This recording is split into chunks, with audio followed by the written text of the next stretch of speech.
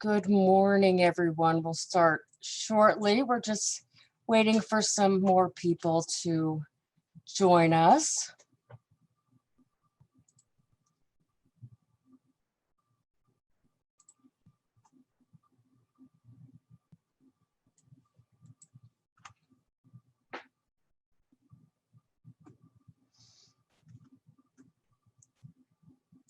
All right, I think we can get started.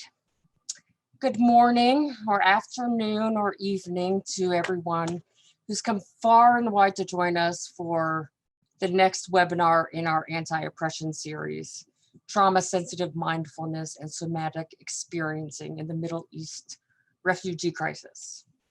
I am Rebecca Schwartz, the Community Engagement Manager at the Somatic Experiencing Trauma Institute. We are offering this webinar free due to the importance of this topic. On behalf of the Institute, I wish to thank everyone who made a donation. If you still wish to donate, please visit our website. We will post the link in the chat as well.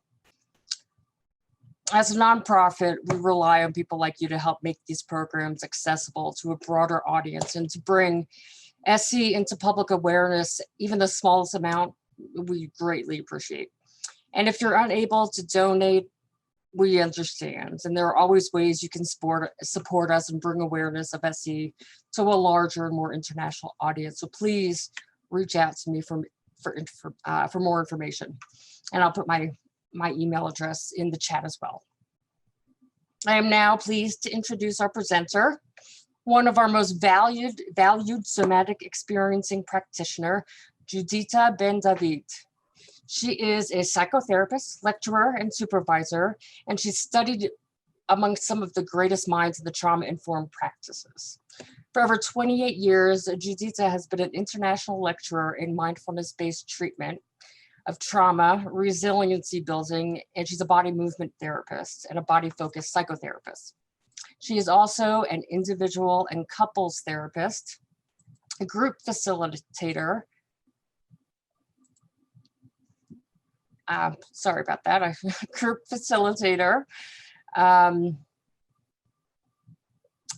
a body-focused psychotherapist. Her passion is in cross-cultural work, easing trauma, and building resilience in crisis areas.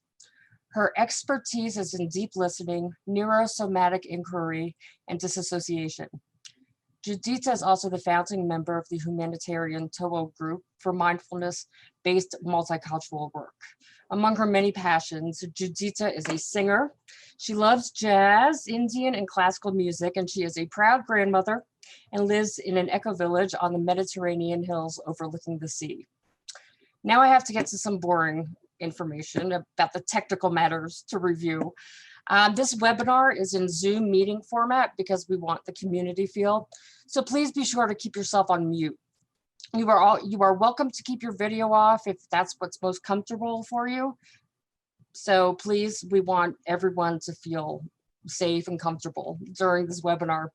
And in order to hide non-video participants so you don't have names just pop up all over the screen, if you are on a desktop version of Zoom, if you go to the bottom left of the corner and where it says stop video, there's an arrow right to the right of it. If you click that, it will have options, and under meeting options, the fourth option is hide all non-video participants. So just be sure that you want that box checked. We are recording this webinar, and within 5 to 7 business days, we will send it out to all registrants. We will also upload it to our YouTube channel and to our website within 10 business days. Juditta will be taking questions periodically during the webinars. Please type any questions into the chat box. Our marketing and membership coordinator, and without whom these webinars would not be possible, Madeline Manning, is monitoring the chat, and she will put in any links and general answers. And so, keep an eye on that. And due to time constraints, we may not be able to get to all questions. When we send out the recording of this webinar, we will include resources Juditta wishes to share today and information on how to contact her directly. And now, it is with great admiration and appreciation, I hand over the reins for this webinar to Juditta. Hi. This is really an exciting time for me that this work is getting that much exposure, and I'm really thankful for Seti and for Rebecca and Madeline here that have invited this to happen and are hosting it. Thanks a lot. And yeah. So now I don't know what this means, but we have something here on the screen.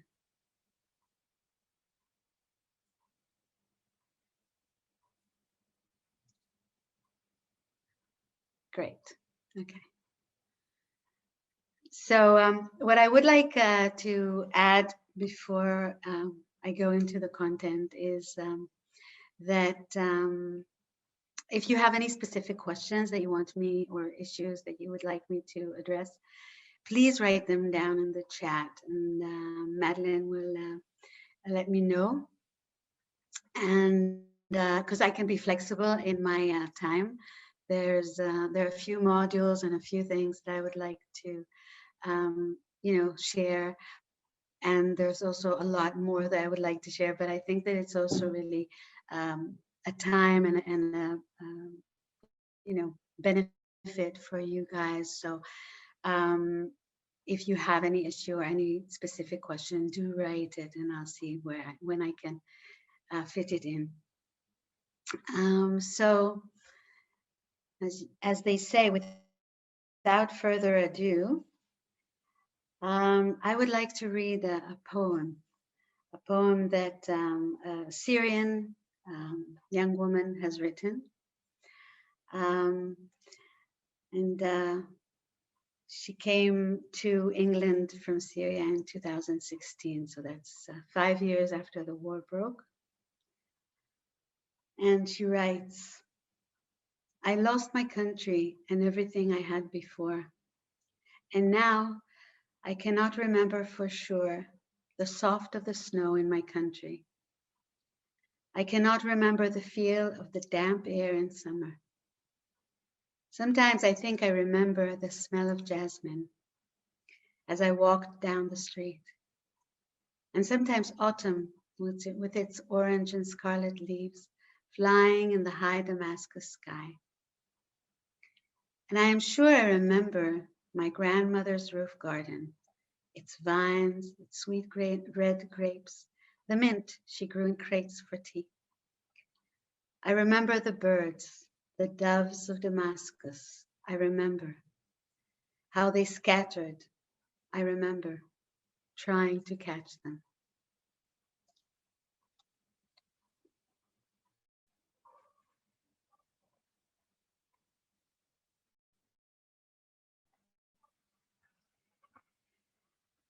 So we're entering a region and a culture that might be different for a lot of us, or a lot of the people here on the webinar. And that is part of what we're going to be speaking of. And the other part is, of course, what this culture or what these people went through, being refugees, being forced to displace, to leave their homes and their lives and go somewhere else.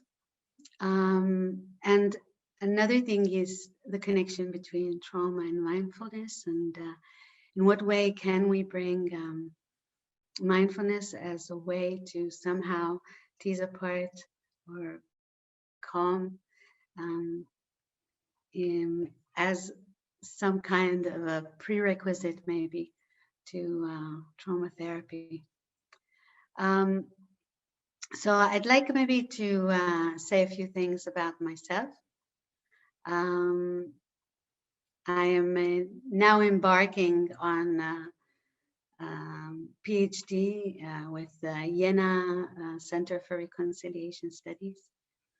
And what my dissertation is about is the connection between trauma and mindfulness in service of reconciliation. And this is something that is very directly connected to my life story. I think also to the story of this region. And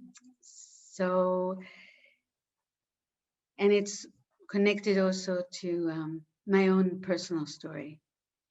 And in that, I'm also entering something about trauma not being only a personal experience, but actually also a social experience. And I think that people that have lived this last year in the United States know that as well.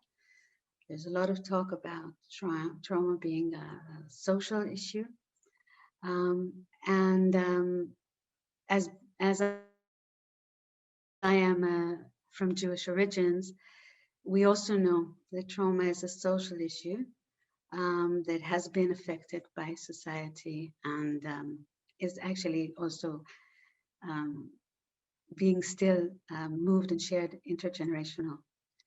And we here one knows also that although some of us have done work on healing the trauma, still the trauma perpetuates, still it's moving through the generations, and you can see the manifestations of an unhealed society, actually.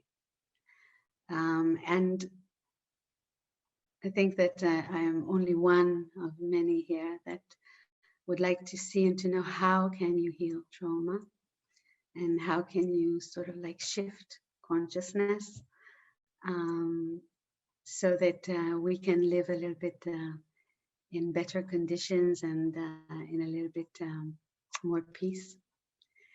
And so I'll say a few words about where I came from.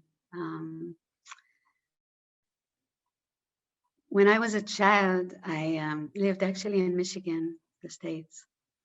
And my best friend was an Egyptian child.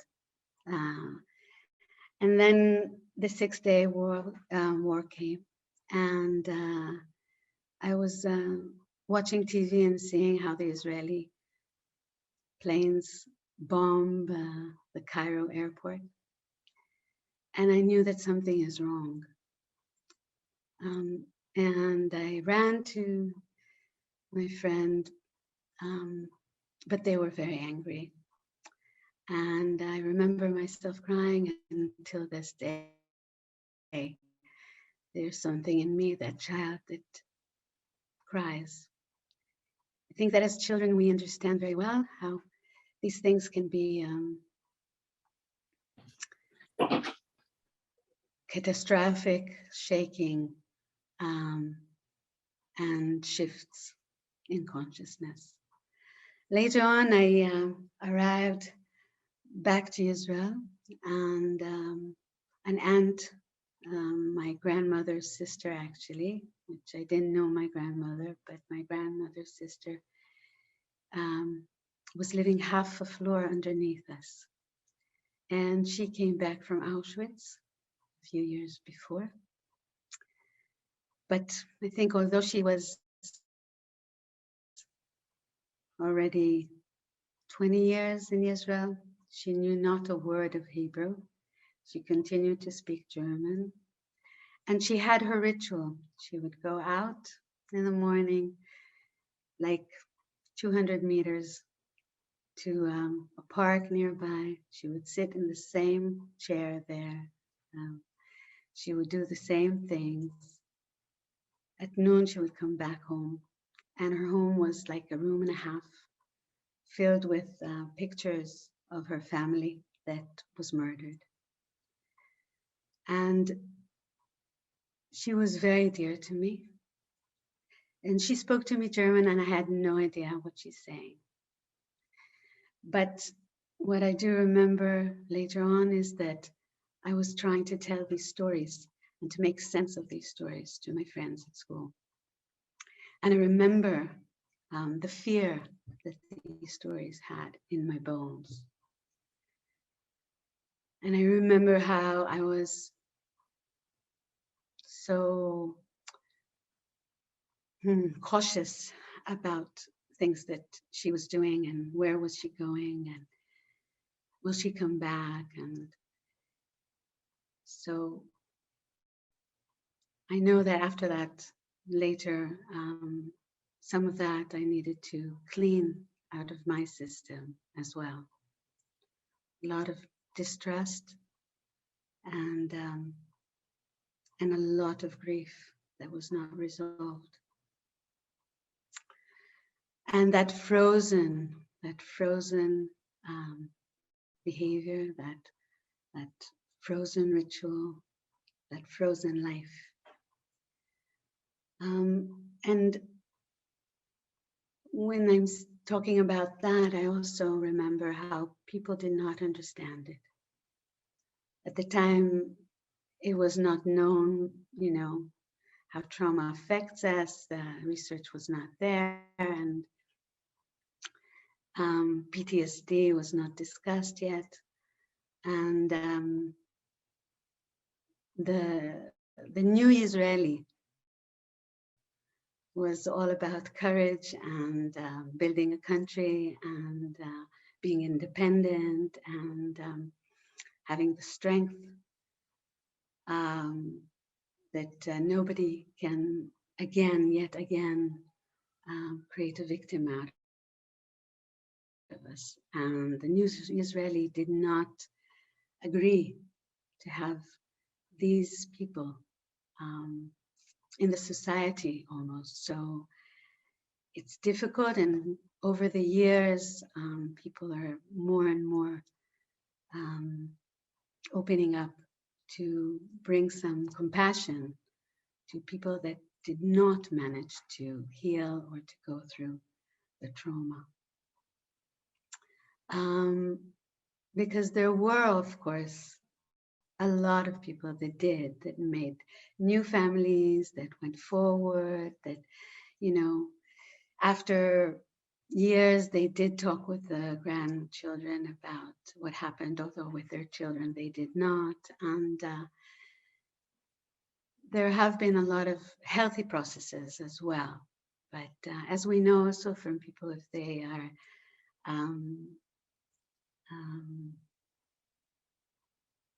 in such terrible conditions, there is a percentage, and quite a large percentage, that cannot move through.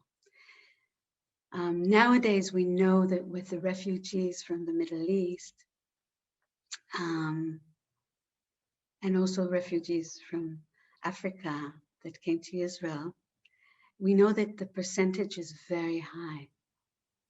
We know that it's not as we once thought, that only 30% will have, trauma symptoms, but actually it's closer to 50% and sometimes even more.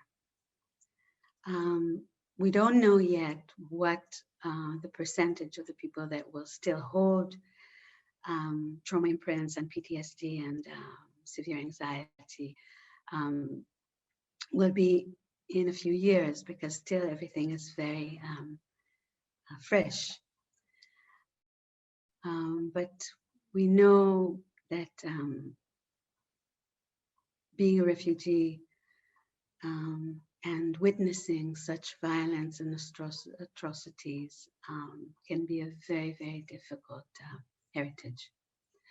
So that being said, the sensitivity to power over others and to how people can create havoc in other people's life, and what war brings, and oppression, and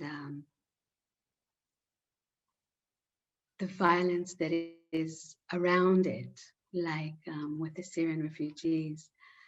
So much violence around it. Not only do they need to flee out of their houses or leave their lives, their dreams, their hopes away, but also on the way to somewhere where they might be able to settle, there are other violences that are happening. Um, I would like to maybe show you a little bit. Let me just see something.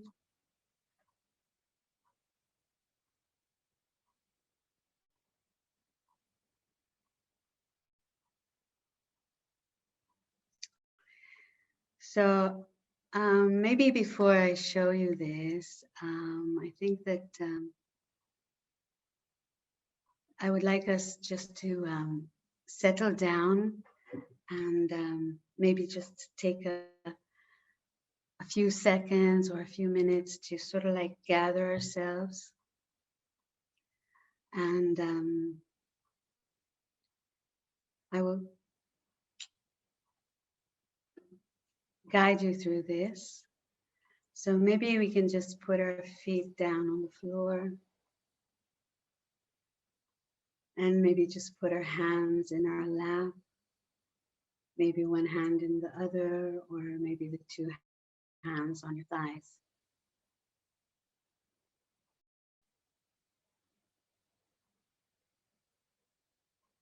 You might want to close your eyes. You don't have to. You can also just have your eyes just slightly down in the vicinity of your body.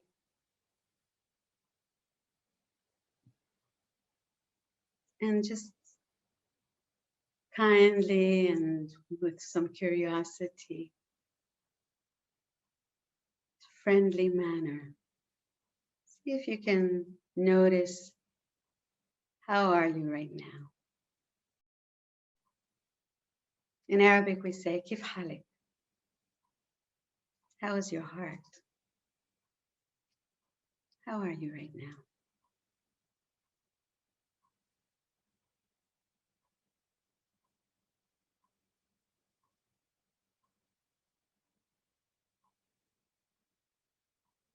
And you might be bubbling, or you might be calm, and you might be heavy or light.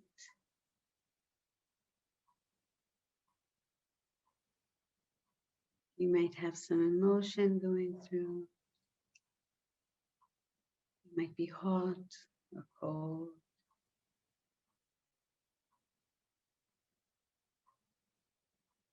You might feel yourself maybe just a little bit disconnected, or maybe you feel yourself quite present, fully here. Everything is just okay. Just taking sort of like a short snapshot of what is right here.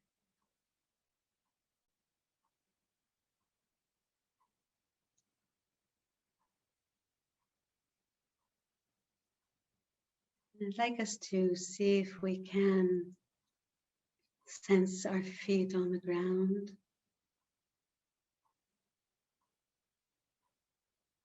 The touch of your feet on the floor, the carpet, the pillow.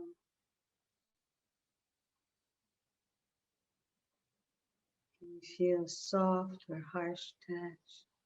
Is it heavy or light? Is it stable or hesitant?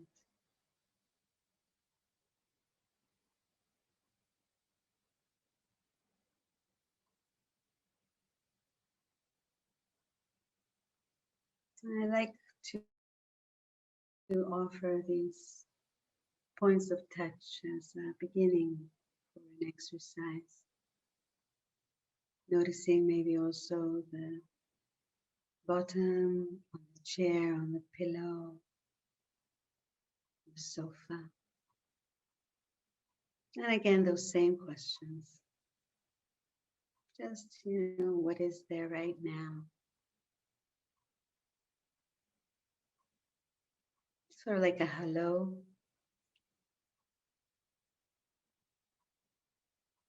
Is it soft or hard, stable, hesitant, at ease or unease?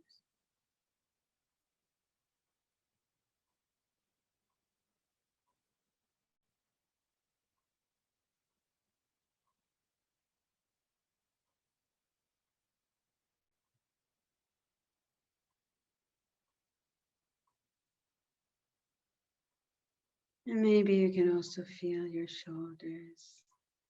You might want to maybe move just a little bit your shoulders or your back, or your neck, and just come to some kind of a straight back if possible. And just allow your shoulders to hang in there, maybe the right shoulder to the right and the left shoulder to the left.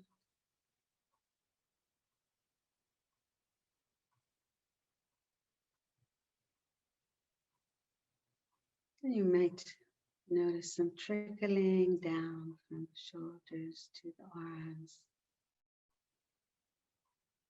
from the arms to the elbows to the hands.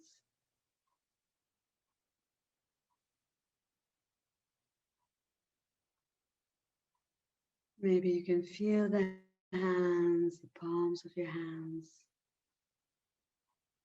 maybe the fingers, the space between the fingers, and maybe not.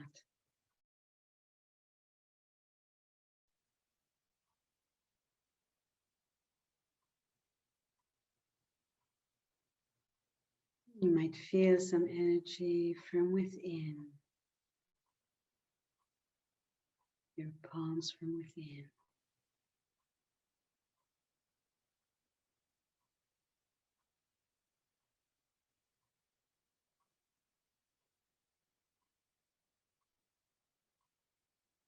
A breath might want to come in and a breath might want to go out, and would be nice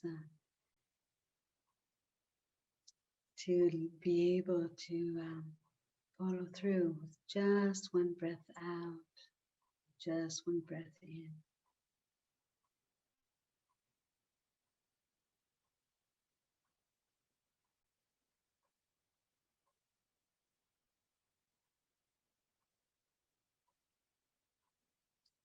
I'm noticing just what could give you some resource here and now when we're going into the subject of being a refugee and being a refugee that went through violence. What could give you a resource? What could be a resource for you? Do you have a resource that you use?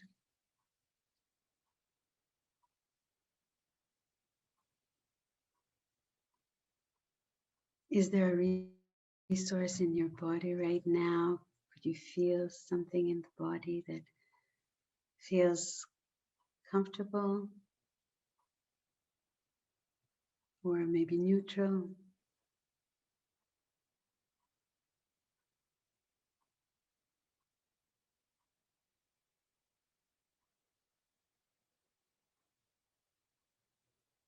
If not, that's also okay. Just slowly we can come back.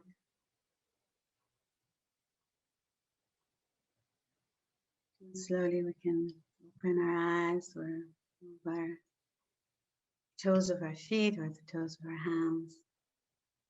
And we will continue.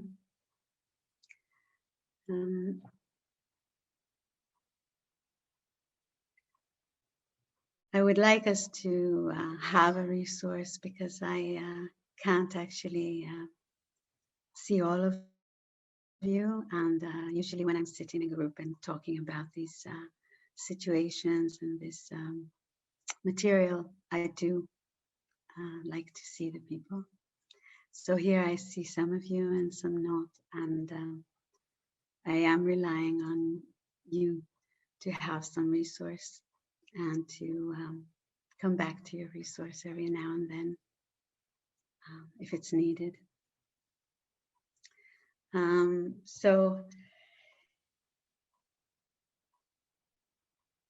what happened after that was that in my own personal story is that I went on to learn and to study medicine, and then psychology and some music.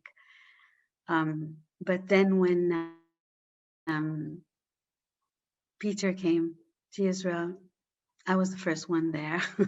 That's my feeling. I don't know if it's true, but that was my feeling, that I was the first one there, simply because I really, really, really felt that what he's talking about has a tremendous benefit for the work with trauma. And then I also experienced it on myself, and went on to study the full somatic experiencing course. And at the same time, since 1990, I'm in the practices of Vipassana and mindfulness and compassion. And I had some beautiful teachers from the States and from elsewhere as well. And with Peter, I found that a lot of things are coming together. The things that I have learned through psychology and through the body-oriented psychotherapy, and also the mindfulness and the Buddhist practices. And I was like curious, because Peter in the beginning didn't say that it's based on his quite a few years of meditating, and it took time until he actually shared that. But the feeling inside was, this is it. This is so much it. It's like the right connection. And then things happened, and the TOA group was created. The TOA group is a humanitarian group that was working in Africa mainly. And after that was also invited to teach in Ireland. And it was bringing mindfulness-based and somatic experiencing basic skills to Zulu women, and also to women in Tanzania. And there in Africa, we learned a lot. We learned that these techniques and this understanding was actually there even before us. And they called us Sangomas, because Sangomas are the old healers there. And they said that that is exactly what they used to do. They used to come back to the body. They used to come back to interception, actually, but they didn't know how to say it. That was not one of their words. So that was really amazing and good learning. And we also learned a lot about how trauma is being repeated. And actually, some of us have felt it on their own there in Africa. And we heard about a lot of atrocities there that were happening also between the Black people and themselves, and not only the oppression of the white people. But we also found out something very weird, because we thought that coming from Israel and Palestine, and being also some of us with a Jewish heritage, that they will, take us with two hands, and they would appreciate what we have to bring. But actually, the first encounter was not so welcoming. They saw us as white people. And that was something very interesting, to see how I am being held as an oppressor over there. Later on, of course, it changed, but that wasn't a very easy experience either. So this is continuing. I think that what I want to say is that when I come to work with refugees, and with the Middle East refugees, and the Syrians and the Kurdish and the Yazidi and even the Palestinians, I'm sort of like going back or so, and have that sense of all of those different views, point of views, all of those different angles. And I think that that is very much, of course, also connected to what is happening in the world right now, that we understand that um, we really do need to stop this and to find a way to stop the circle of violence. And that's probably why I just jumped into working with refugees. And TOA Group started also a project called Mindfulness in Arabic, which is a project of translating mindfulness to Arabic in trauma-sensitive design and also culturally adapted. So for now, I'd like to share something. So I'll share a screen.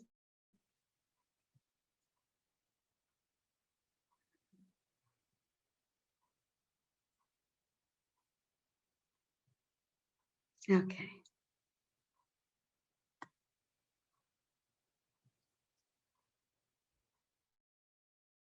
So these are some things that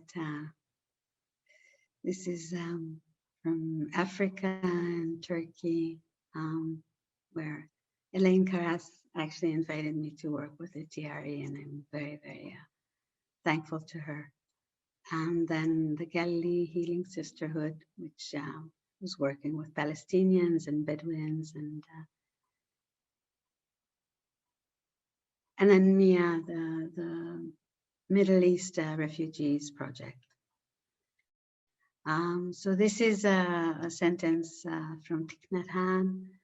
The true miracle is not walking on water, but simply walking on this earth. Present moment, blue sky, curious eyes, truly alive. And this is something I just told you about TOA. It's an NGO, and then GHS is the Galilee Healing Sisterhood. And then MIA, Mindfulness in Arabic, is the latest project and project that we're working in for the last 3 years. So we are working and all the time rehashing it, and we have a peer group of colleagues from all over the world that are giving some advice and are discussing issues of power relationships and cultural sensitivity and trauma imprints. And what we understood very strongly also when we were working in Turkey is that we do need to bring a lot of these materials in Arabic because there was a lack of them, and still there is a lack of material in Arabic with the trauma studies. And lately, in the last years, there's more of the mindfulness in Arabic, although when we began, there wasn't, but there's more of it. So this is a little bit about the refugee era. The Syrian war began in 2011, but even before that, there was the Iraqi war. And even before that, there was the Palestinians, although the numbers of the Iraqi war and the Syrian war are larger by far. So globally, by December 2018, there were 68.4 million displaced people, forcibly displaced. So it's 1 in every 113 people. And it's 1 person every other second. Amit Bernstein, which is a researcher in this subject as well, he likes to do that kind of, so it's now and now. Just so you get the feeling that it's really happening as we speak. People are displaced and forcibly displaced. 4 countries, Syria, Venezuela, Afghanistan, and Sudan, are accounted for almost 70% of the refugees. Syria is still the largest group. There are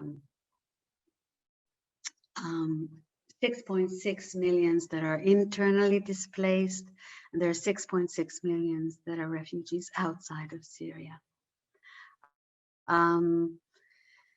That is actually here it's written February 2016, but it's actually 2018 that the numbers, I corrected them. Just to say that that is from 24 million people that were living in Syria at 2011, which is like a little bit more than half of their population is either displaced inside Syria or displaced outside Syria. Turkey is the largest host country with over 3.5 million Syrian refugees, and then Jordan, Lebanon, Pakistan, and other countries, as well as Germany. But still, these countries are hosting more. They are located in tent camps near the borders, semi-urban areas, shared apartments in poor areas of the cities, and still in transit. A lot of them, the majority of them, are not in the camps anymore. The camps are very, very difficult situation to live in. And whoever can leaves the camps, and of course also because there is an issue when you live in the camp that you don't have that much independence to choose or to decide for yourself. And in the camps also there's a lot of societal pressure to be a certain way. Women must be covered all the time, also because of societal pressure, but also because of sexual abuse and abuse of their boundaries if they are not. Welcome and animosity.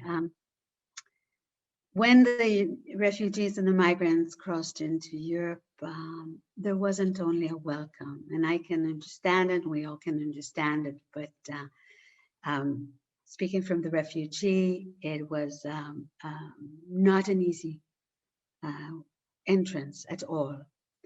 Of course, World War II memories came up, fear of the stranger and fear of change, and also we have to remember that there was a lot of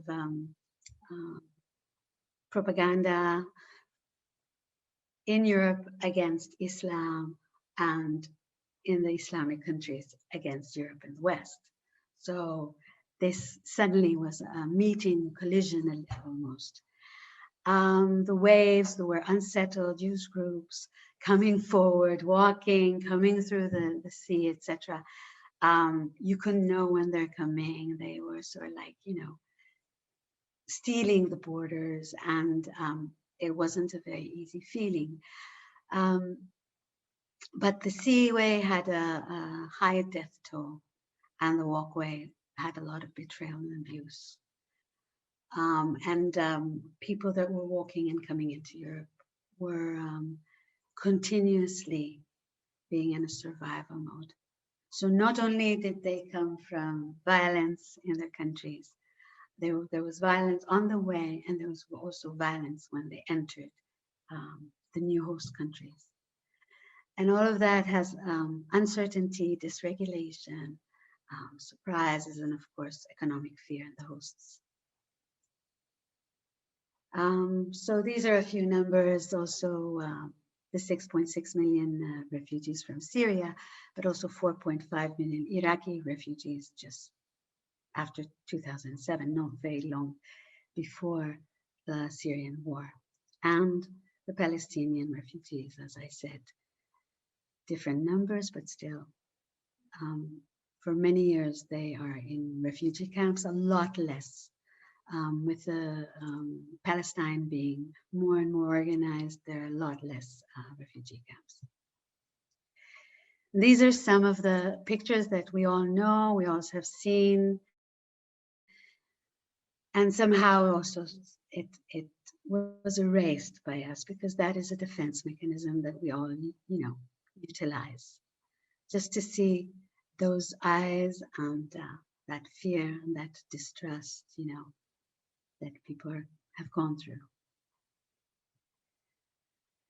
That's the Zaatari camp in Jordan, one of the biggest camps, and just to think, what it is to live in that kind of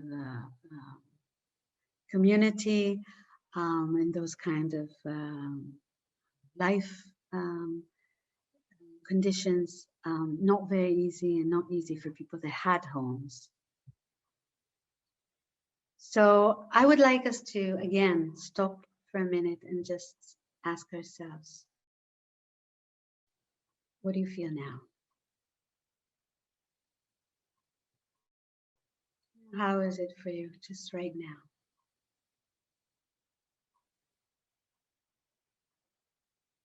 Maybe you need your resource, maybe you need to, regulate your experience. Maybe you need to look around, maybe just to see something that's cozy or something that something that makes you smile.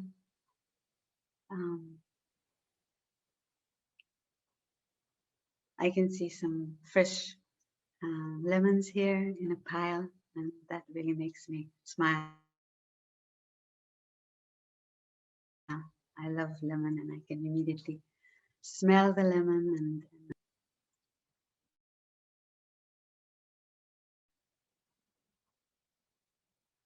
and maybe just going back to your feet on the ground, or feeling of the sofa, the chair that you're sitting on, or something like that.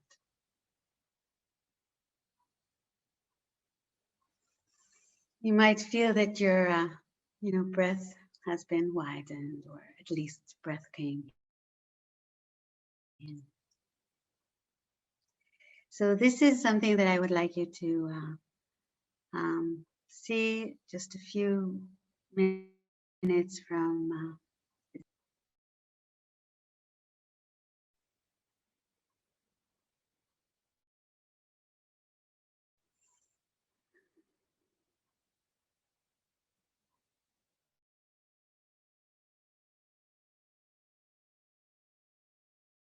okay. We'll see if it will work. My internet is strong enough, but if not, I will just send you the links. Okay. So I'll just send you the links.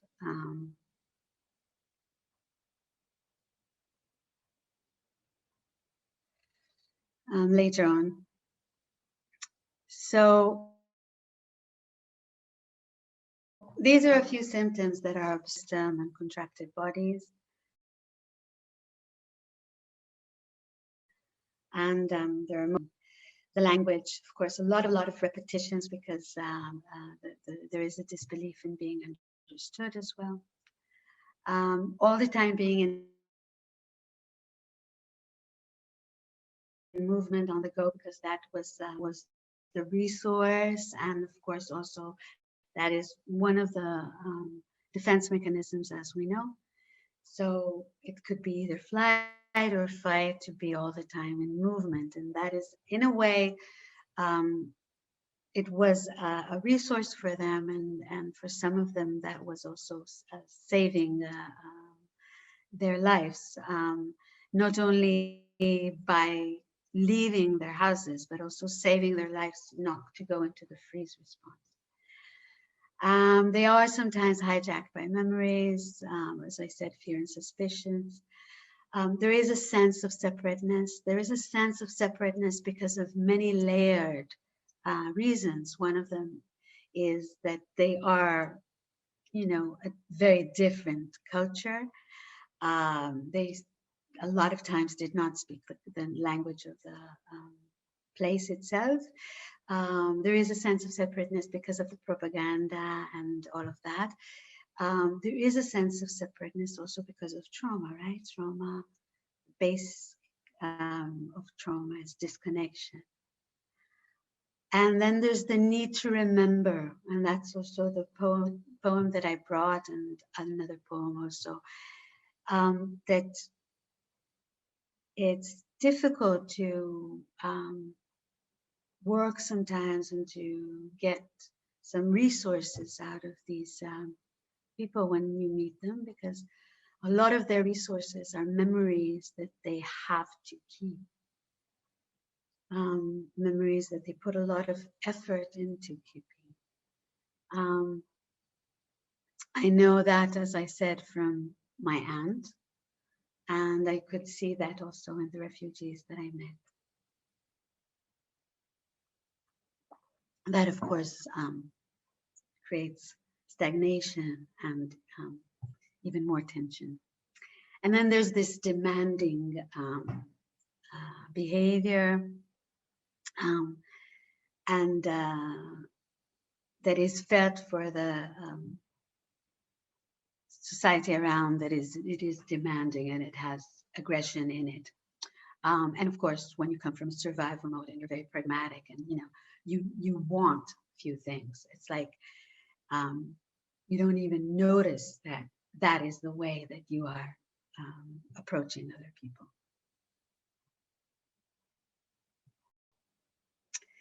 So these are a few of the things that we spoke about, just to see what are we meeting. A lot of what they are called emotional disorders, which we know now that they're not only emotional, they're psychophysical. And they're being uprooted: uncertainty, loss of trust, loss of dreams, loss of points of belonging. Of course, that being a victim and a perpetrator always moves between them. Gender-based violence. A lot of women in the camps on the Turkish border with Syria were sold off because they thought that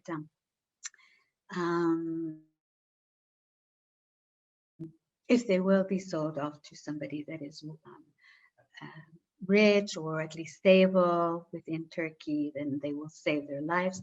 The feeling then was of, almost like life has ended. Life as we know it has ended. And so a lot of boundaries and a lot of the behaviors were contaminated with that belief. So it's better if this woman will get a well-to-do person. And of course, also some of the old culture was like that, but Syrians have a lot of intellectual community and population. It's very difficult to live in with all of that. Harassment, exploitation, of course, and then also meeting poverty, despair, shame, and guilt. So that's a lot. That's a lot to go through. Even if you have met only 2 or 3 of them. And what I'm speaking about, because of that, is that people are holding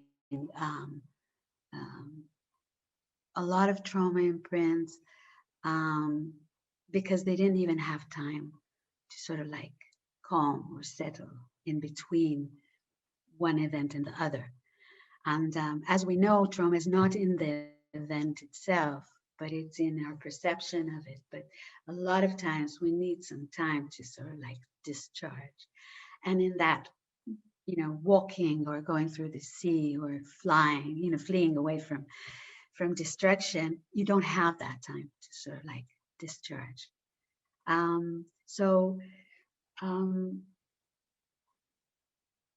What I'm showing right now is Thomas Hubel. First, I don't know if you know him, but if not, it would be very interesting to get to know him.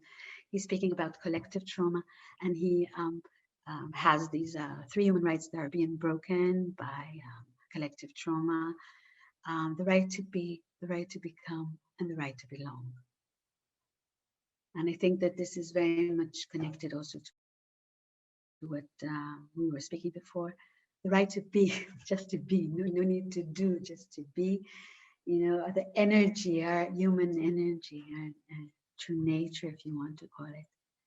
And then the right to become, being creative, being, showing our talents out in the world, usually needs, all of our functions, the lower and the higher functions, to be in collaboration and in communication for the right to become. And then the right to belong, right to belong to a person, the right to belong to a community, the right to belong to a country, the right to belong to a family. And a lot of those things have been broken down during these waves of refugees. When we were young, when I was young at least, some of our families did not find each other after the World War II. I know that in Germany, when I was in Germany, I did a lot of work also with the children of the Nazis, and I know that also on their side, there was a break of these human rights, and that some of their families did not connect. And when I was working in Turkey itself with refugees there, some very weird situations happened where the mother and one child went to Germany or to Europe, to some country. This specific story that I'm talking about, they went to Germany and were accepted there, but the husband was not accepted, and one of the daughters was not accepted.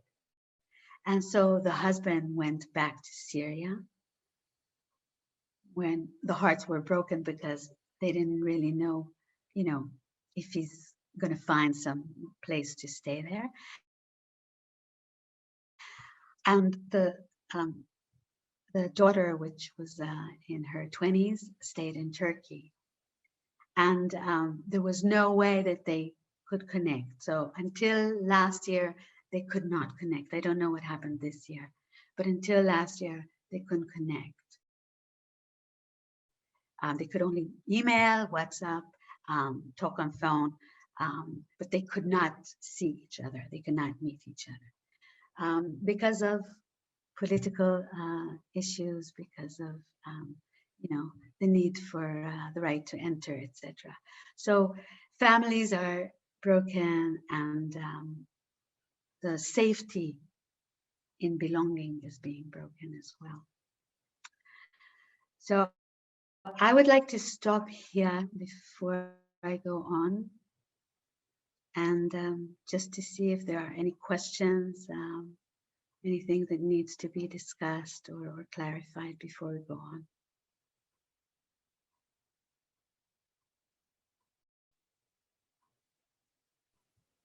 We have not had any questions come into the chat box. Okay. Maybe people want to ask now. I will wait 1 or 2 more minutes. We do have somebody who has their hand up, Andre Baptiste. So I'm going to ask him to unmute so he can ask his question to you directly. Great. Hi, can you hear me? Yeah. Can you hear me? Okay, I can hear you. Yeah. Well, first of all, thank you very much for all of that. I thought that was very touching and engaging. And I wanted to say that I am personally interested in supporting people in similar situations. I'm in Brussels right now. There are some refugees from all the countries you mentioned, and I'm not 100% sure to know how to go about it. I'm entering my 3rd year of somatic experiencing. I'm back in university because I feel like I need some kind of official degree to be taken seriously by some of the organizations that might be around that. And it's a bit of a personal question, but I would like to ask you, what do you think is the right way to approach this and to sort of situate myself in order to be of best help around some of those communities? even though I'm a white man from Europe and I am not fully accredited yet, although I have maybe some 8 years of experience of being some kind of a trauma resolution coach.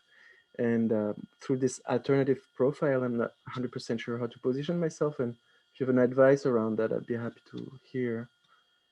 Thank you. Um, thanks for the question. I don't really know, each country has their own sort of like accreditation processes, etc. But so if I understand correctly, one of your questions is how to go about with the profession itself. And the other part of the question is how to support the refugees. Am I right? Well, it would be more something like right now I'm not fully accredited with somatic experiencing. I will be around August. But for instance, if I were fully accredited with somatic experiencing, that's not something that is recognized as a university degree or something like that, that in some of the organizations. So it's a bit of a more alternative profile that I have, whether it's somatic experiencing or some different mindfulness based modalities and whatnot. And what I'm trying to say is that can I position myself with this alternative profile towards the kind of communities that support refugees? No, Yeah, so that's one thing. And how do I position myself as a white man that hasn't necessarily right, gone through those things? Those are more the questions. right, right, right. Okay, good. Thanks for clarifying. So, yeah, humanitarian work, for sure you can do. And I think that they would, centers would really be happy to actually have you working there. You need to find out where, in your area, and what are the refugee centers in your area, or what are the refugee support NGOs. I know of only one group in Brussels, and if you write a note to us in Mindfulness in Arabic, we can send you the one that we know of. But there are many, many ways. There are language schools, and there are refugee centers, and there are NGOs. And a lot of times these NGOs and centers have actually their own trainings. So because a lot of people do arrive without training, so they have their own trainings, and I think it's an excellent place to start, because it's sort of like, with less distance between the workers and the refugees. Whereas when you come as a professional, then there's more distance, and you sort of like get to know them through the culture.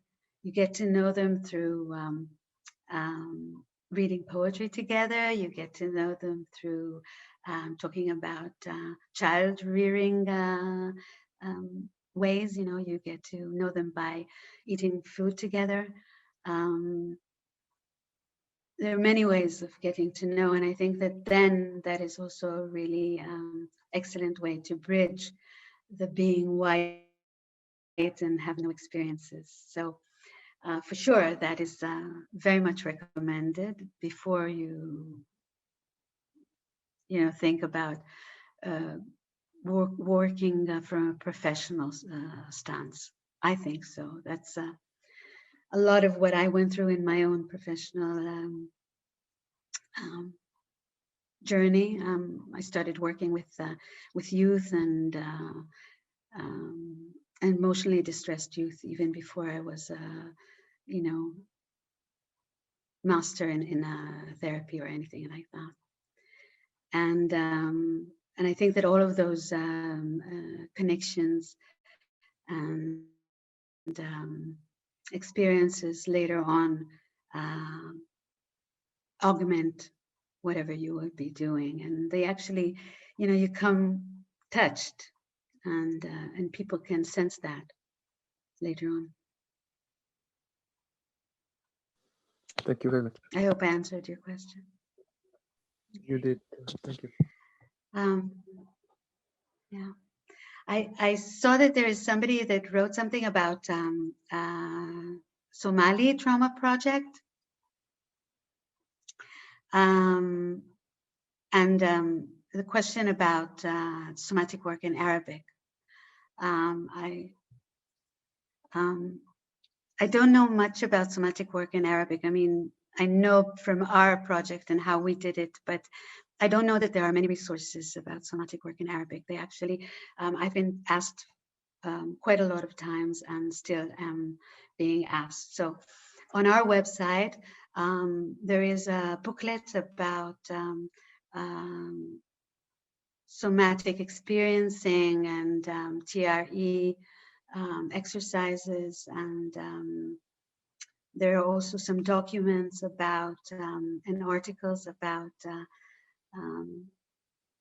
research that is done into somatic work and trauma and refugees, and so, and that will be we will put on other things as well. We're going to be putting up also the 5-step emotional first aid in Arabic very soon. So things are going to be put up on the website. That is www.mindfulnessinarabic.org. And it will be also sent later on. Rebecca, I know, will send it from SETI to whoever's on this webinar. We also have supervision groups for people that want to get together and understand more, and specifically for people that are working in the field and need some supervision.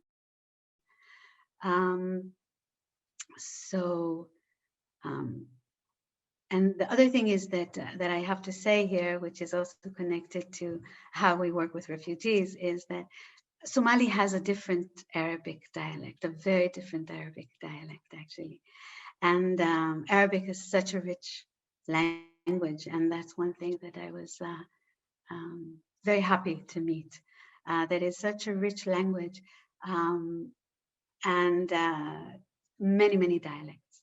And so there's the, like in German, there's the Hochdeutsch. So there's the high Arabic, sort of like the literary Arabic, but so many people don't know that very well. And there are the dialects.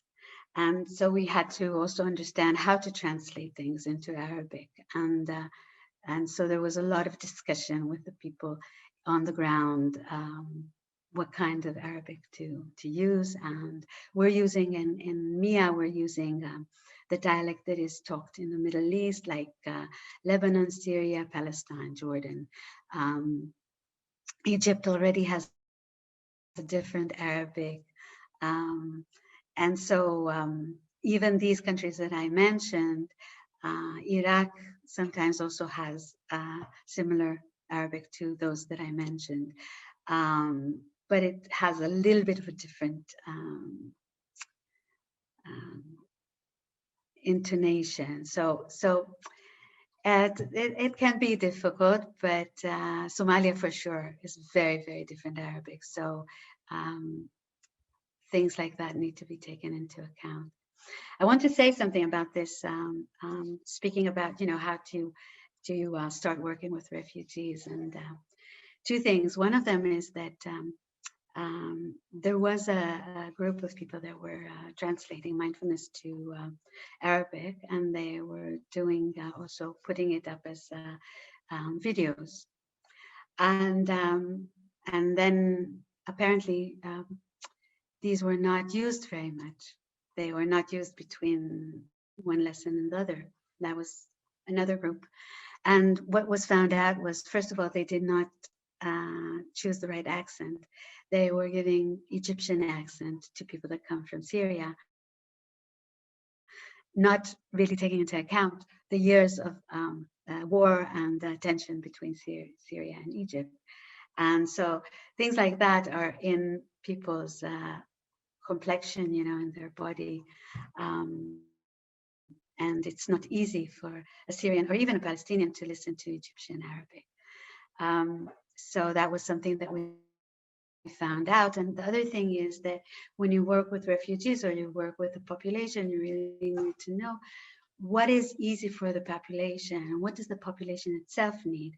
What the refugees needed was something that they could use as they go on transit, and also that they can use in very, very short sequences, meaning that they cannot, like a woman cannot leave her family for half an hour or something like that, but she can go off for 10 to 15 minutes. So you have to create something that is short and that she will be able to use and to come back to.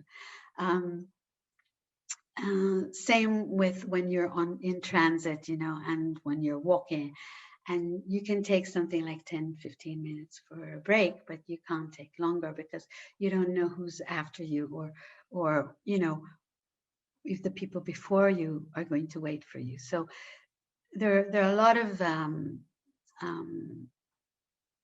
sort of like issues and details, and they're needed to be taken into account when you create something for refugees.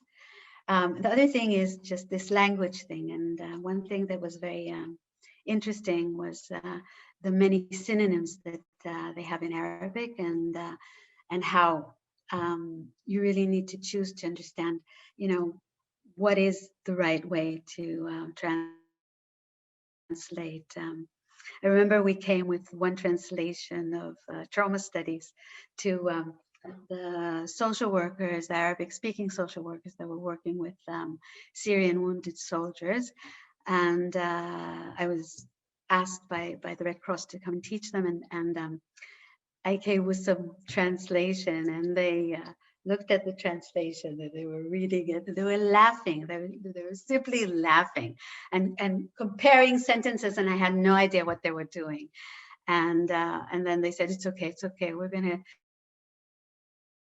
translate it and give it to you tomorrow. And they did it. It was very different than what I, you know, offered them. So so that's, you know, it's nice because if you have a nice connection with them, then this happens also. They want to have, because they have a feeling that you're there for them. The other thing is that I found out that Arabic has many words for compassion. Something that, you know, when we were taught about Islam, we were taught that it's a violent culture. And it has many, many words for compassion. And I will tell you 3 right now. One of them is ta'atuf, which is a compassion that has empathy inside. The other one is rahma. This is close also to Hebrew, rachamim. Rahma is compassion, but it has some kind of an action in it. You know, like in the Buddhist tradition, you have sort of like karuna, which has some kind of an action, and you have metta, which is more empathetic. And then you have also hiniya, which is more of a compassion between a mother and her child. And it has a lot of softness inside, and these are only 3, and there are many more. So that's also something that's very like a present that you receive on the way as well, but also something that you need to know and need to notice what, you know, what are you offering.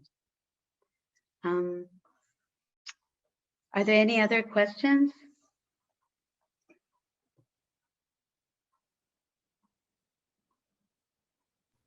Yes, we did have a few questions come in.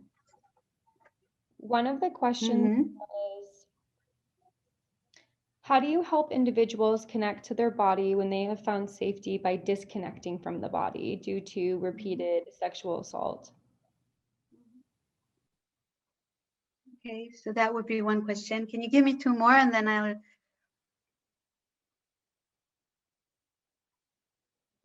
Yeah, Another question that came in is, have you ever faced any conflict and difficulty in your work? Have people been accepting of somatic and mindfulness work?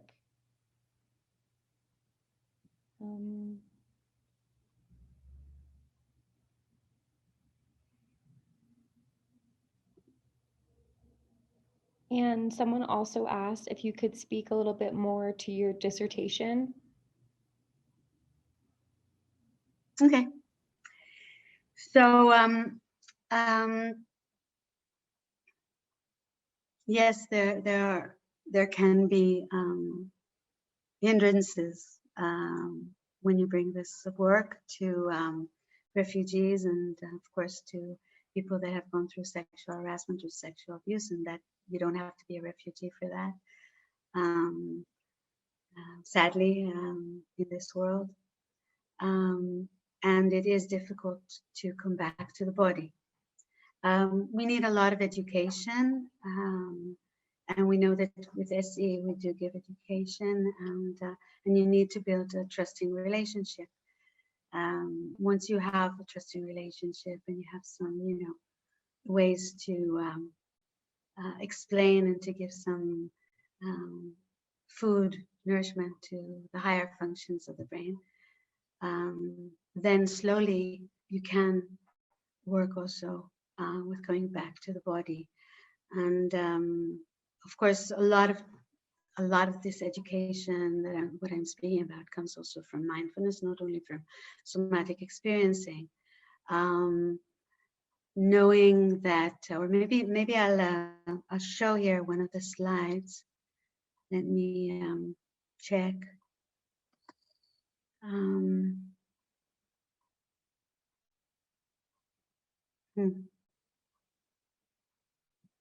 Okay.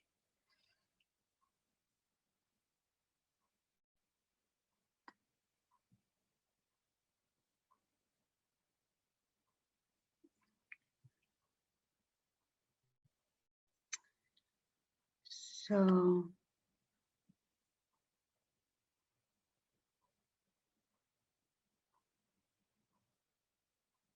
nope, this is not it.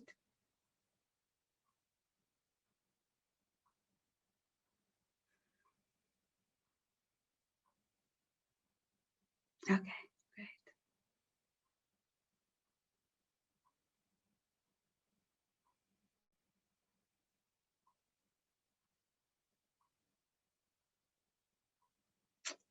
Okay, I'll show it in that way. The only way that it's willing to be shown is this way. Okay, can you see it? Yeah? Okay, great. So these are, that's why also we decided to work not only with somatic experiencing, but actually also with mindfulness, because sometimes mindfulness is a prerequisite to working with somatic experiencing. Sometimes it's too, how would I say, far-fetched sometimes from whatever they have learned. And the mindfulness is actually closer to their culture spiritually, but when you bring it sort of like secular, then they can find wisdom in it. So you meet the basic defense system with wonder. You create pauses and spaces, which is slowing down and uncoupling, which we also have in the somatic experiencing. There's grounding and integration by shifting from the default mode into full embodiment. First foundation of mindfulness is language of sensations. So you really teach that, sort of like, we don't need to go into the story yet. We're just doing some exercises, and it's very pragmatic. There's no visualization or very little visualization, which is very important for refugees to be, that it is pragmatic and that you're not trying to brainwash them or, because of the distrust. And really bringing that sense of gentle, kind, curious attention, which is a very basic quality when we work with mindfulness. So those would be a few of the bridges to people. And of course, what I wrote here is walking meditation as an orienting practice, because that is the sort of walking meditation that we are sharing, concentration, but also that you stop, you make a sequence of walking and then you stop and you open to one of the senses. And if you want, that meditation is on our site. So it's in Arabic and in English. I think that it will come up this week, walking meditation specifically, and body scanning, and an olive meditation, which is like the raisin meditation, but with a cultural adaptation, and that brings a lot of joy to the people. So in the walking meditation, we have an orienting sequence as well. So we're actually bringing those building blocks so that later on we have sort of like a language that will help working with trauma therapy. Right now we're not doing it because of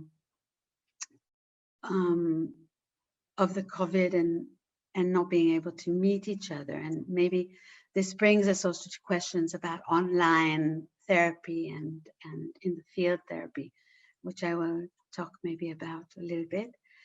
And of course, the agency, a sense of agency, which is really important, because when we work, and choice, when we work with refugees specifically, but with anybody that has gone and it holds very strong trauma imprints, you need to give choice, and you need to sort of like offer agency back to the person. The feeling that they are dependent on you is not safe for them. So they might want to, I'm not saying that they wouldn't want to, but it's in the long run, it's not safe. And it can actually break the connection also, the therapeutic connection or the humanitarian aid connection. So the ability to return that agency, the sense of agency to the client, to the refugee, to the, is very important. And when we offer them mindfulness exercises, that is what we are doing. That ability that they will learn how to stay with, how to become a little bit more intimate, how to let go of their automatic pilot.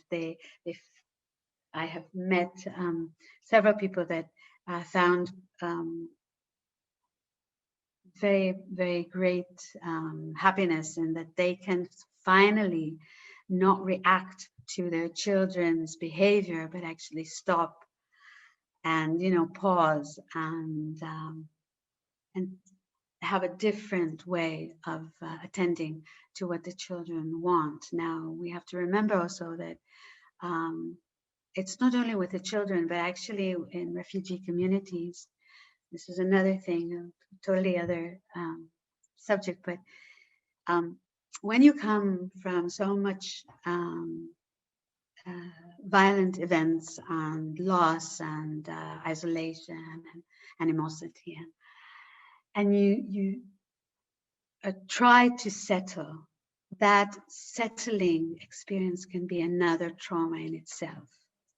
Not only because of the animosity and the disconnection with the society around, but because there's a lot of stress, because there are a lot of expectations, because, you know, finally you have arrived somewhere and you need to work it fast, because you don't really have trust that this is a safe place, or that this is something that will stay stable. And then, of course, you have all of the cultural differences, and a lot of times the men lose also some of their roles in the family. And we're speaking about people that come from a different culture where still the male and the female have roles. So even if they are intellectual and career oriented. So we have to work with that, and we have to, when they work with that, when they do the emotion mindfulness or the thought mindfulness, that coming back to the senses really helps them. And then they can stop and create new patterns. And we've got a few testimonies also on our website, so here I can maybe read after that, that pertain to that there's a very big thank you for that, a very big gratefulness, because so much of being a refugee has so much tension in the family also. Another thing that happens is that when somebody is going through this resettlement, it's almost a little bit like in the camps, it's like there's that kind of a tribe connection. So you try to connect, and you've seen it also not only with the Middle East people, when the Chinese came over and when the Vietnamese came over, like they stay in these groups in the beginning. And these groups can be a resource, but they can also be a violent place to be in, where there is a lot of society pressure, and your rights to be can sometimes be diminished. So being able also to not react to those kind of behaviors is very important. And I have a woman in mind that I worked with in Turkey that had to do a lot of work in that area, where she's a single woman, and she wanted to stay single, and everybody there was trying to marry her already, and were criticizing her, and you know, how to stay in yourself, in your vision, in things that are important to you, and not react. And I think that all of these are parts of puzzle. And to speak to those places that I said there are hindrances, so these help a lot of times to come back to the body. The other thing that the question was, did I specifically meet a difficult situation? Yes, I met quite a lot of difficult situations, and some of the people that come to work with me, whether if it's in workshops or in my clinic, or when I go abroad to work with refugees, some people, this doesn't work for them, and that's okay as well. So, you know, it's they say there are 10,000 doors to the divine. So, you know, I don't think that this is the only way for people to heal from trauma. I think it's a beautiful way. I think it's an elegant way. I think it's a joyful way as well, but it's not the only way. So I want to show maybe something else before we go on.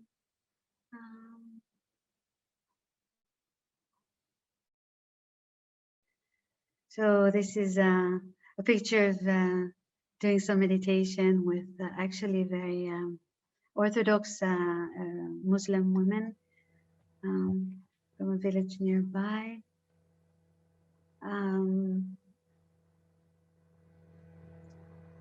Yeah, so I wanted to speak a little bit about research. So I put here a few research articles that can be easily found. One of them is by Lori Hasse, which I really like. It speaks about body cues as parameters to resiliency. It speaks about interoception, actually. She hasn't branded it as such then, but she does look into body cues, and she speaks very strongly, and her research shows very strongly that people that are easier and have an easy access to their body cues show a lot more resilience. Something very similar has been found by Amit Bernstein from Haifa University with the African refugees, that they have a closer connection to their interoception process, and they most probably because of that have shown also resiliency. On the other hand, some of them, of course, and on the other hand, Amit Bernstein has also designed a mindfulness-based trauma protocol to work with African refugees. Hinton, Pitch, and al. Are from the Harvard and Boston U and Arbor Counseling, and I missed something, most probably. Mass General, I think. So all of those four work to have this, to work with Cambodian and Latino refugees and minorities, and they found out that the body-centered mindfulness techniques are very, very helpful, substantially helpful as therapeutic skills. And to say something about this is that what they came to check actually was CBT. And then it turned around. And that was very nice. And that's why I have it here, because they came to do some cognitive work, but then they found out that they have to put emphasis on body-centered mindfulness techniques. And that changed the process. Michigan, 2020, just lately, I have a research about how settling can be an added trauma and how stress is regulated differently with Syrian refugees.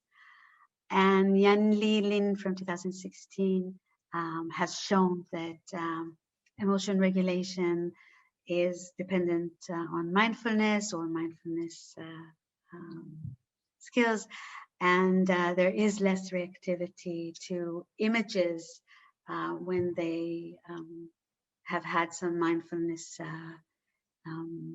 experience and practice. And of course, there are more. I can show you some, but I don't think we can go into them right now. So there's Aviva Berkovich, which is a friend of mine, and I teach with her, and other people here, as well as Karen Lazar. Sarah Lazar's work is very, very important if people want to go into the connection between mindfulness and trauma, because she's researched also the gray matter and the hippocampus and the amygdala and all of that, and the effect of mindfulness on these. And what else would I like to bring from here? And of course, what is important to understand, maybe that would be something that I'll say and then we'll stop again, is that mindfulness is a great way to restore connectivity between brain centers. It has been shown that there is increased connectivity after following mindfulness training between the default mechanism and the executive control regions, and between the left and the right prefrontal cortex, and between the limbic system and the prefrontal cortex.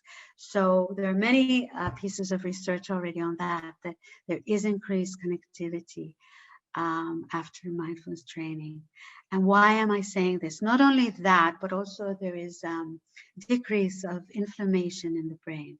Why am I saying that? Because trauma is about disconnection. Trauma is not only about disconnection in the outside world, trauma is also about disconnection between different brain regions. And sometimes a freeze response can happen and stay as a capsule. So there will be some connections that act still in a frozen behavior, although, you know, the rest of the person is sort of like in a flow. So we have to understand that. And when we work with mindfulness, we actually increase the connectivity. And when we increase the connectivity and decrease the inflammation, then that foggy, you know, that feeling of unclarity can be teased apart. And that also can help with many other things in, of course, in the relationship with people, but also with choice and problem solving and feeling present, and of course what we were saying before, the right of becoming. So for now, I think that we will stop again and see if there are any questions.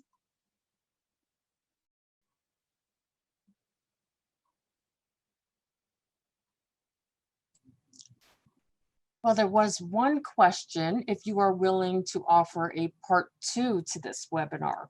So I will be in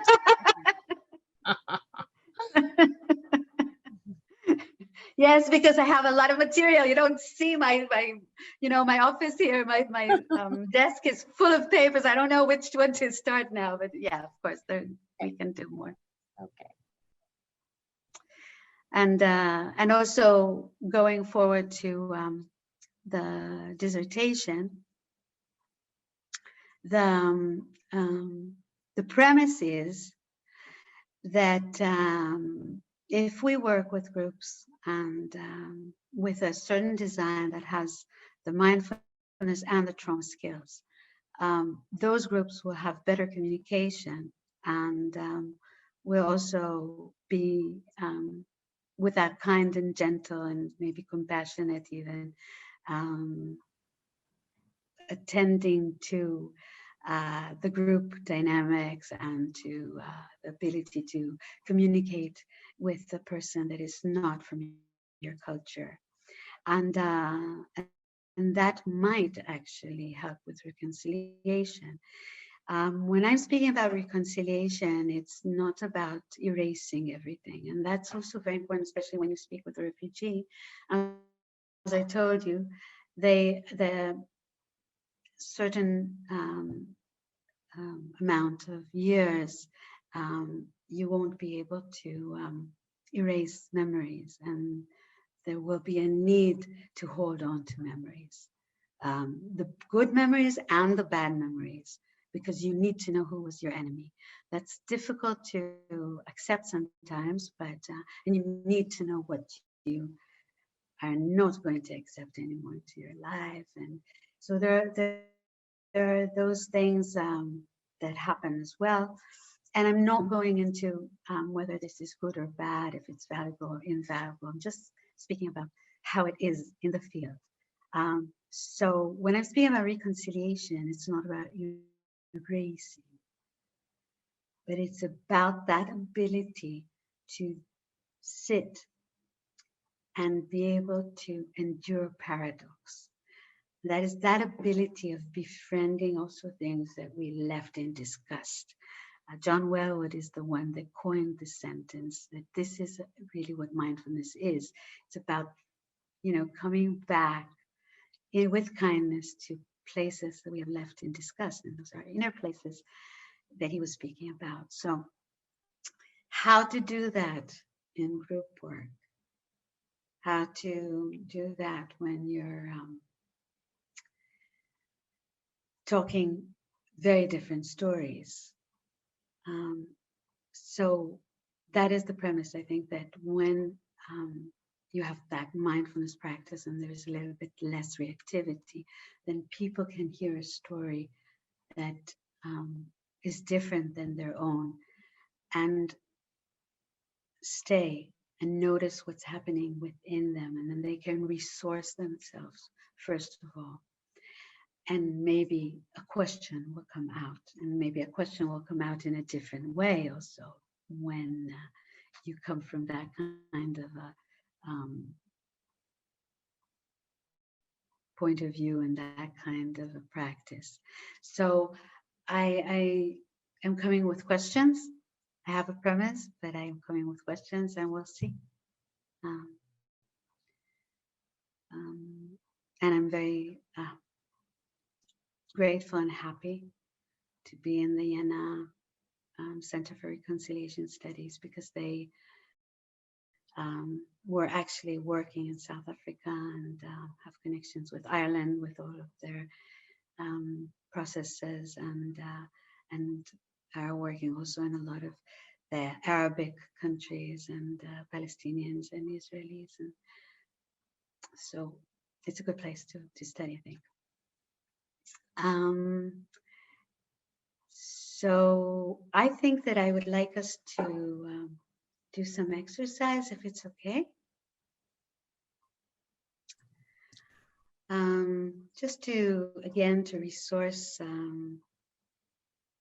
maybe also there are a lot of expectations from this webinar, and maybe things are not, not everything will be answered, but knowing that we're talking also about trauma sensitive mindfulness, sometimes coming back to the breath is not the anchor that can be the most comfortable. Sometimes the breath holds a lot of emotions, as we know. And sometimes even in somatic experiencing, until we have that big breath, can take a while of teasing and titration. And that's also what we bring when we design a trauma sensitive mindfulness course. We do a lot of titration and listening to that small change. So what I would like us to do is resource again, but maybe bring some mindfulness exercise. And for me, this is a resourcing and grounding process, but bring it maybe not to the breath, maybe that same gentle, curious attention, that kind of, maybe I'll read something of Jack Kornfield, which is one of my teachers, how mindfulness notices and relaxes around it all with a spacious and kind presence. So just that, not to the breath this time, but to your hand, to the palm of your hand. And maybe we can just look at the palm of our hand, just like maybe we looked at the raisin if we did any mindfulness exercise or practice before. And just notice, this hand that was here with, well, for me, it's already 60 years. It's like, wow, this hand has been here already 60 years. Amazing. And just, looking at the lines, the wrinkles, maybe the color differences, maybe the knuckles or the valleys or the hills, maybe from one side and maybe from the other side. And I can see there's a scar here, and this hand went through a lot, so.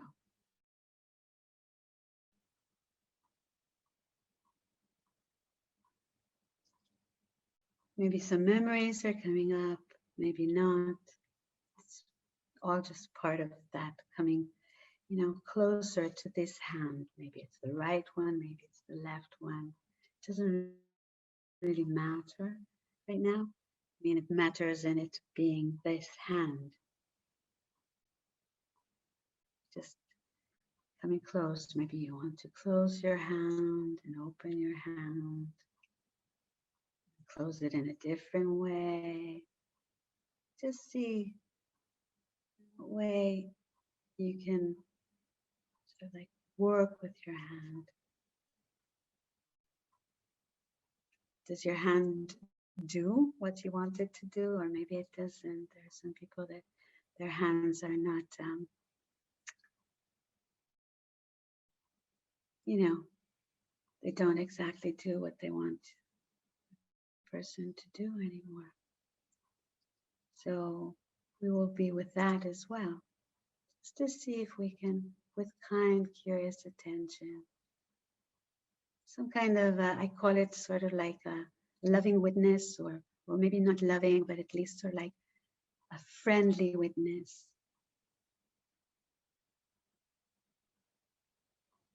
Notice the hand, and maybe you might want to try also to close your eyes, or just let your eyes go downward and just feel the hand as it's going through the air, just sensing if it can go further away from you, maybe closer, maybe to the right. And one of the questions when we move this hand, fingers, palm, this weird thing that comes out of my body. You know, how do I know? That's a really, really strong question, I can sense that my hand is moving far away from me. How can I know? Where's that knowing?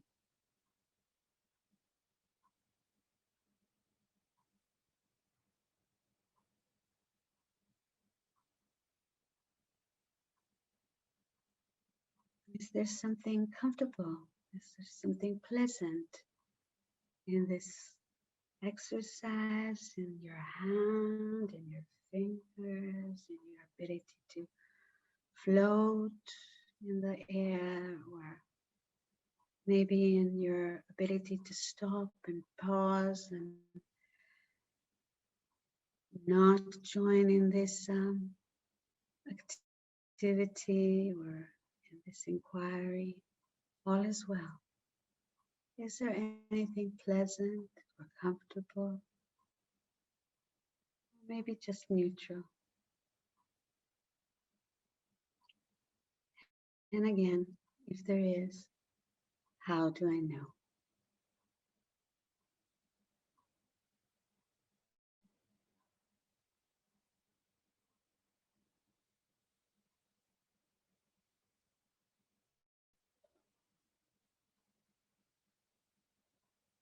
So you can take maybe 1 or 2 more minutes to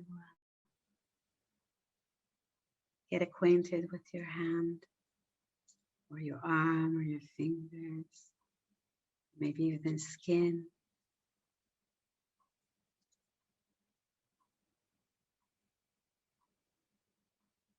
Maybe you have something to tell it. Maybe it has something to tell you.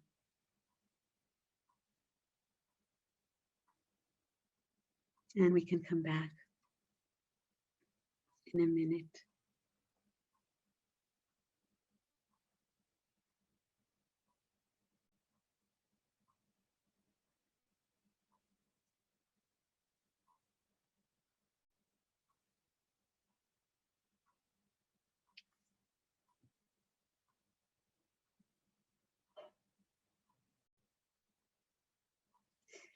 So I can see, I can't see all of you, but I can see a few smiles, and I'm very happy about that. It's like this something softer in the complexion face. So,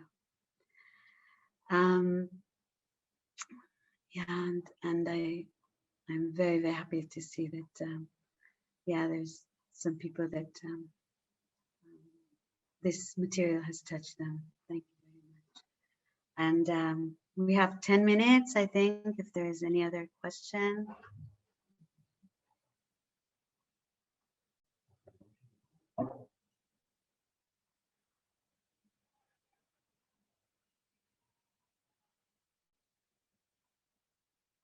there any other question that? Yeah, we did get another question in. Give me one moment to find it. Good, good. Okay.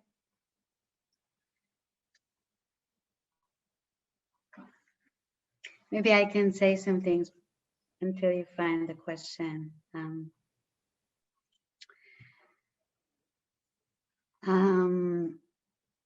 I don't know. Did I read the Bessel van der Kolk quote already? Because I really like that quote. Once you approach your body with curiosity rather than fear, everything shifts. So I think I opened with that, and I really would like for us to remember that.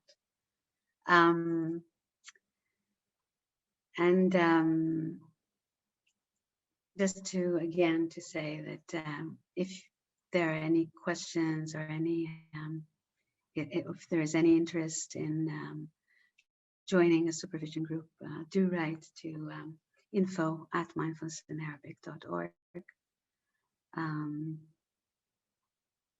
There's going to be a full day of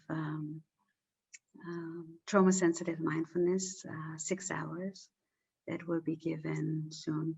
So you can also write to the info@mindfulnessinarabic.org. So Madeline, is there a question?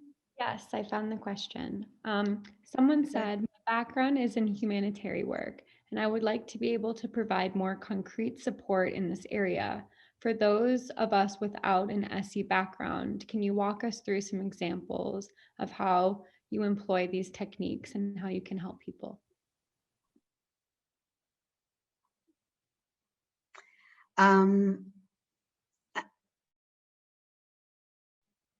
I need some clarity. They don't have somatic experiencing, and they have mindfulness experience. I don't know the answer to that.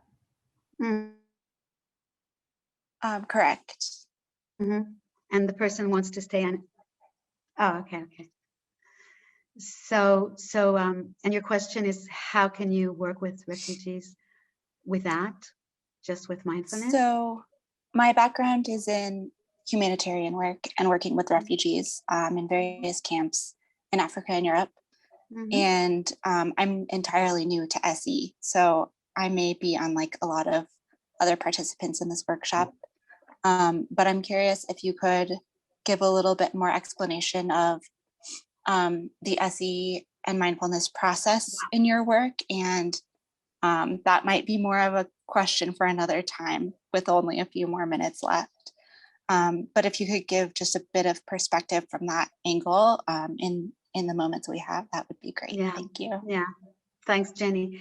I decided to jump over that because I had a sense that people here have a lot more in the trauma. But yes, there is a big chunk of that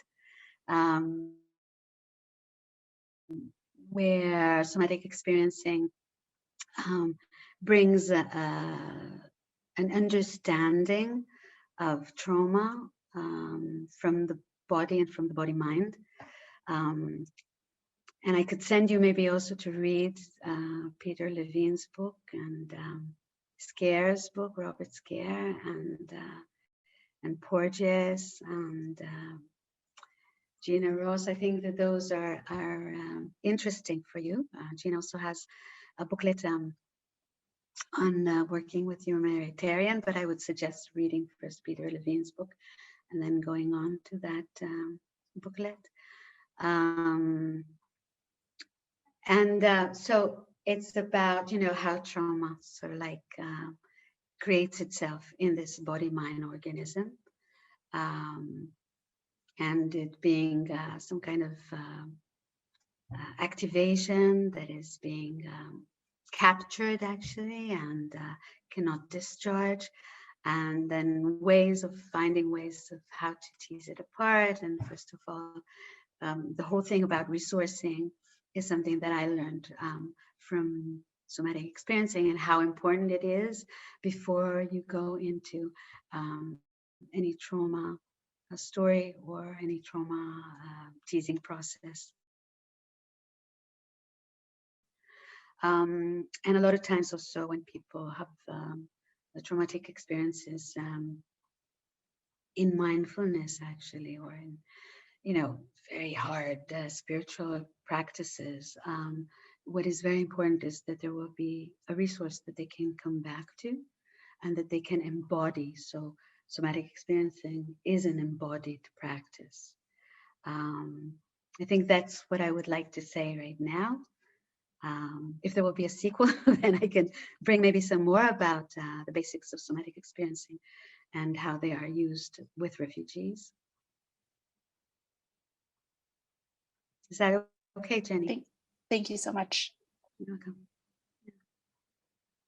So just, you know, a few of the words that I used here: resources, titration, you know, grounding, activation, self-regulation, things like that are there in the somatic experiencing material. Polarities, things like that. We have 4 more minutes, and I think that maybe Rebecca, you need those minutes. I just need those minutes to thank you very much. Oh, thank you. And thank everyone who joined us. And to also ask if you are willing to share your presentation. We could talk about that after the fact or after the debrief, but I do want to thank everyone who joined us. We will send out the link to this recording as well as any resources. If you signed on directly through the LinkedIn link that I provided, then please email me with your email address to rschwartz, that's rschwartz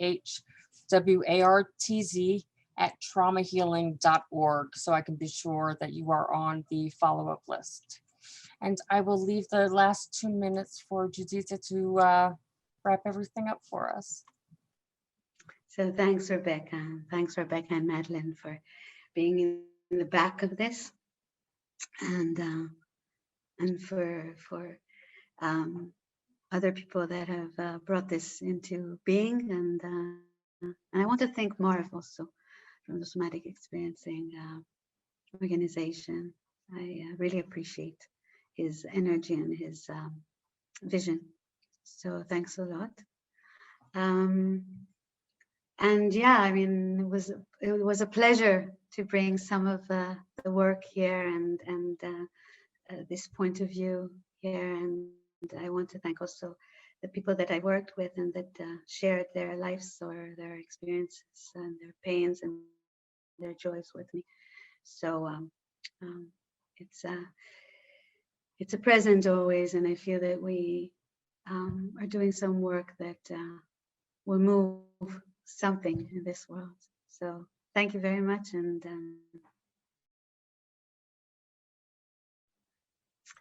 probably we'll hear from some of you later. Yes, hopefully. Again, thank you everyone for joining us on this beautiful Saturday day here in Colorado. And I hope it's beautiful wherever all of you are. And I look forward to having another webinar with you, Juditta. Thanks. You were wonderful. Great, thanks a lot. Just want to add one thing, and that is coming back to the present, coming back to our life situation under the COVID-19. The things that we spoke about can work also with COVID-19 anxiety, and the 5 steps of emotional first aid that we will have in Arabic and English can be helpful also in this time. So remember that, and please be gentle with yourselves. Thank you. Thanks. Bye.